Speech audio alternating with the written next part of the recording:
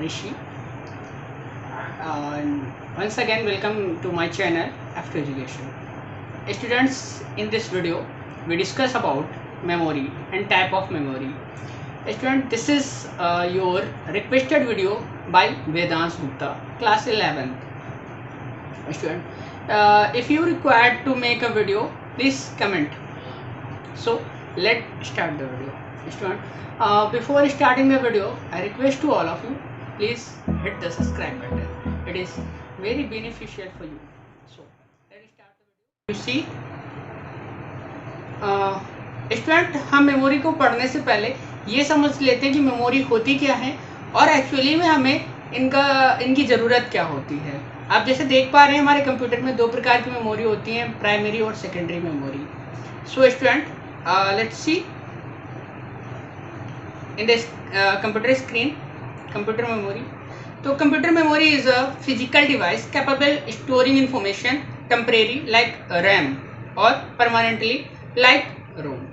यानी कि देखो, जब भी हम कोई काम करते हैं कंप्यूटर पे तो उस डाटा को कहीं ना कहीं स्टोर करते हैं। अब उसको कहीं ना कहीं स्टोर करने के लिए हमें एक जगह की ज़रूरत होती है, उसी को हम स्टोरेज डिवाइस बोलते हैं, उसी को हम मेमोरी बोलते हैं। यहाँ पर कंप्यूटर में आपके दो प्रकार की मेमोरी होती हैं, जिसको हम प्राइमरी और सेकेंडरी मेमोरी बोलते हैं।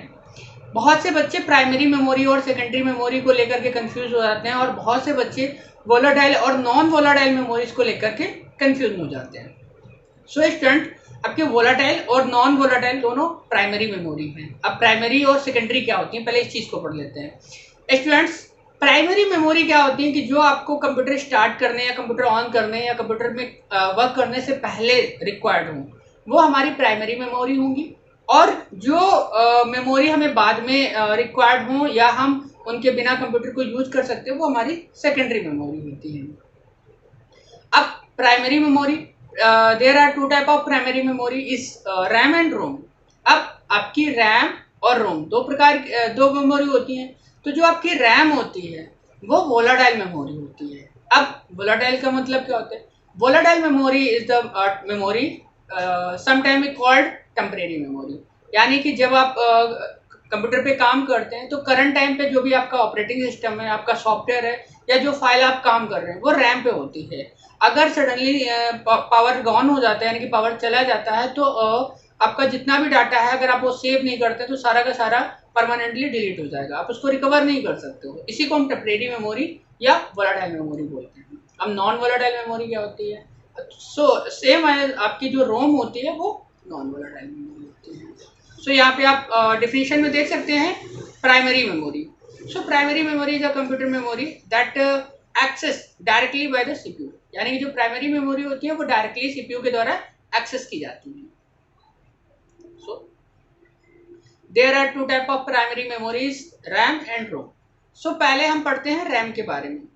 RAM is stand for random access memory and its pronoun RAM. यानी कि रैम का फुल फॉर्म जो होता है वो रैंडम एक्सेस मेमोरी होती है और उसको हम रैम कहते हैं। RAM is a common hardware component that found electronic devices including desktop computer, laptop, tablet and smartphones. तो आप सभी जानते हैं कि आपका स्मार्टफोन हो गया, आपका लैपटॉप हो गया, आपका कंप्यूटर हो गया, कंप्यूटर डेस्कटॉप हो गया या आपके टैबलेट हो गए, इन सभी में रैम का यूज होता है। रैम के बिना इनमें कोई काम नहीं होता है। There are two type of RAM is SRAM and DRAM। अब SRAM और DRAM क्या होता है? SRAM stand for static random access memory and DRAM stand for dynamic random access memory. So दोनों हैं रैम के पार्ट्स, बट दोनों बहुत ही अलग होते हैं। So we take next point is ROM. अब रोम क्या होती है, मैं एक बार फिर से बता दूं, आपकी नॉन वोलाटाइल मेमोरी होती है। So RAM stand for read only memory. यानी कि अब क्या कर सकते हैं आप? रीड ओनली मेमोरी का मतलब होता है कि जब उस मेमोरी को एक बार प्रोग्राम कर दिया जाता है तो उसमें जो भी डाटा होता है आप उसको सिर्फ रीड कर सकते हैं, रिटर्न नहीं कर सकते हैं। आप उसको रीप्रोग्राम नहीं कर सकते हैं, आप उसको फिर से काम पे नहीं ला सकते हैं। जो डाटा जैसा है वो वैसा ही रहेगा। So is a type of non volatile memory. यहाँ पर पहले ही बता दिया कि ये एक नॉन वोलाटाइल मेमोरी है। In computer and other electronic device data stored in ROM can not be electronically modified after the manufacture of the memory device. यानी कि जो पहले हमारी रोम बनती थी उनको हम इलेक्ट्रॉनिक या किसी भी तरीके से उनको इरेज नहीं कर सकते थे, उनको रीप्रोग्राम नहीं कर सकते थे। और there are three type of RAM, sorry yes, there are three type of रोम।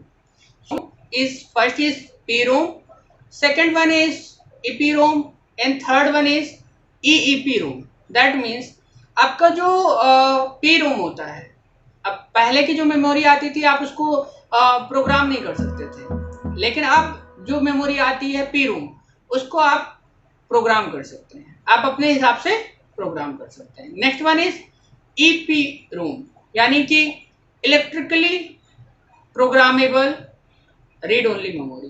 यानी कि आप इसको क्या कर सकते थे, आप इसको इरेज करके और फिर से प्रोग्राम कर सकते हैं। यानी कि erasable programmable read only memory, यानी कि आप इसको इरेज कर सकते थे और इसको प्रोग्राम भी कर सकते थे और इस पर काम कर सकते थे। लेकिन जो थर्ड वन है हमारी EEPROM, that means electrically erasable programmable read only memory. मतलब कि जो पहले वाली थी वो उसका इरेज करना, डाटा इरेज करना बहुत ही ज़्यादा क्रिटिकल होता था, बहुत डिफिकल्ट होता था और हम अपनी मेमोरी को लॉस्ट कर सकते थे उसको इरेज करते वक्त। लेकिन जो थर्ड वन था वो इलेक्ट्रिकली इरेजेबल थी, यानी कि आप उसको बहुत आसानी से इरेज करके और बहुत आसानी से उसको रीप्रोग्राम कर सकते थे। तो यही है हमारी टाइप ऑफ रैम इज और and then type of ROM. There are two type of RAM, SRAM and DRAM, or there are three type of ROM, PROM, EPROM and EEPROM.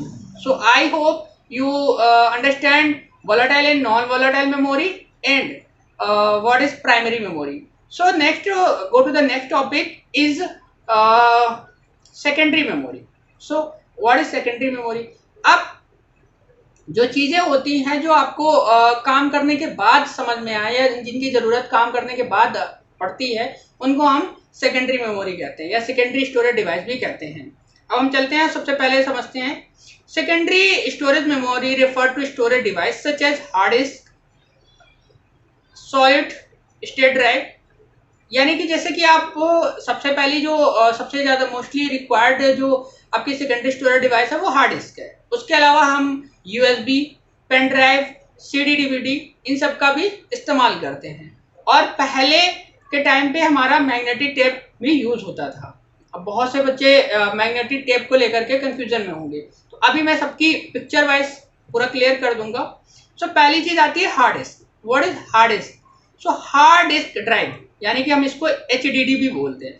Hard disk drive, hard disk drive to fix disk and electromechanical data storage device that use magnetic storage to store and rewrite digital data using one or more rigid rapidly rotating pattern coated with the magnetic material।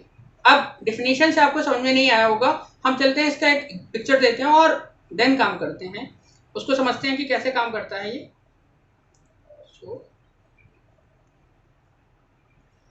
So here and see the picture of student, ये आपकी रोम की picture है, ये आपकी रोम है, ये आपकी RAM है। अब ये रैम और ये रैम दोनों एक ही रैम है, एक रैम का ये पहला साइड है और ये बी पार्ट है, बी साइड है। ये रही आपकी हार्ड डिस्क। अब हार्ड डिस्क को बहुत अच्छी तरीके से देख सकते हैं, यहाँ पर एक आपका प्लेट टाइप की लगी, इसी प्लेट में आपका सारा का सारा डाटा एक पर्टिकुलर एड्रेस बना करके स्टोर होता है और उसी स्टोर हुई डाटा को हम टाइम टू टाइम अपना जितनी बार चाहे उतनी बार यूज में ला सकते हैं। सो next one is your CD and DVD। देखने में CD और DVD दोनों सेम होती हैं, उनमें कोई भी डिफरेंस नहीं होता है देखने में, लेकिन उनकी कैपेसिटी बहुत अलग होती है। So next one is CD। So what is CD? CD stand for compact disc. It is digital optical disk data storage format was co-developed by Philips and Sony and released in 1982। यानी कि CD जो है हमारी CD 1982 को release की गई थी या डेवलप मतलब कि लॉन्च की गई थी बाय फिलिप्स और सोनी के द्वारा। सोनी भी हमारी एक ब्रांडेड कंपनी है और फिलिप्स भी हमारी एक ब्रांडेड कंपनी है, आप सभी जानते होंगे। उसी के द्वारा सीडी को डेवलप किया गया था, लॉन्च भी किया गया था 1982 में। और सीडी जो होती है वो मैक्सिमम 700 MB का डाटा स्टोर कर सकती है। Next one is DVD. DVD stand for digital versatile disc.